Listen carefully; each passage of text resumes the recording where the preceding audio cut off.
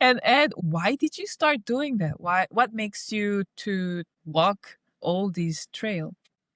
I think the biggest motivation for me was that I had arrived the first time in Jeju with my wife Michelle, and we had a car, so we drove around. And then I saw these blue and orange ribbons, like in many places, and I was like, "What are these?" And the ribbons had like a little horse icon on them, and it says "Olleh," and I was just very confused what it was. Mhm. But having seen that multiple times, I slowly realized that, oh, this is actually a trail. And then as I did more research later on, it's like, oh, okay, there's a whole trail, and oh my gosh, it's like a pretty big trail. It's 437 kilometers. It takes you all over the island. I was like, okay, I'm gonna do this. I already like hiking. I like Korea.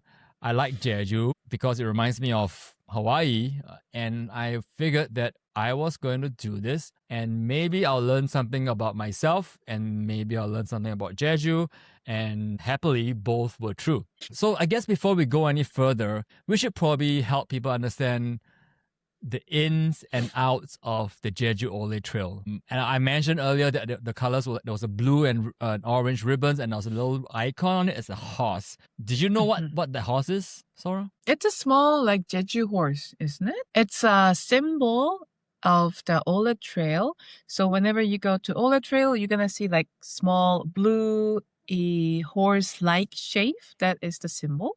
You just need to find the ribbon and then follow them. So it's quite easy to do the trail. Yeah, you just follow the ribbons. They'll be hanging from poles or from trees, and yeah, basically it's gonna be like your breadcrumbs that will lead you to the next part. So you don't even have to worry about navigation. And so you mentioned earlier that there were 27 routes, and that Mhm. takes you all over the island. You're walking over oreums, you're walking along beaches, you're walking into the Chawal forest, you're walking into fishing villages and farmlands.